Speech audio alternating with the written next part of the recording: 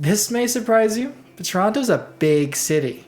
So even if you limit it to the downtown core, there are numerous places to live. How do you decide where to live? I don't know. Why are you asking me? But seriously, it's so big, it's difficult to know where you want to live and the character of each area. Yeah, there's some guides online, but how do you know what those mean? Oh, it's a young professionals area. Is that where I want to live? As well, moving without a family, I don't need to consider things like school districts. My main criteria was keeping it under budget, walkable, near the downtown core. I wanted it to feel like an apartment area and not like a housing area that happened to have an apartment building. I want it to be near transit, near grocery stores or other everyday stores. I didn't really want it to be like student housing feeling.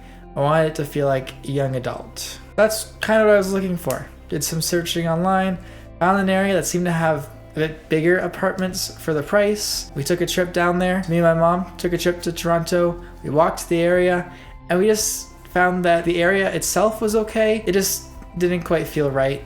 So we did some driving around. I found another area closer to the water. It looked great. You know, just from driving around, it felt more like what I was looking for and where I wanted to live, just by driving through it. But I was more concerned that because it was closer to the water, it would be more expensive. But afterwards, I did some research and it was still in the budget. It was just a bit smaller. I found it ticked all my other boxes too. About 8 months ago, I booked an Airbnb there so I could walk around, get a feel for the area, and make sure it made sense for me. I also took the opportunity to walk around more of the downtown and get to know some of the other areas. And I found that I didn't like the areas with just tall skyscrapers.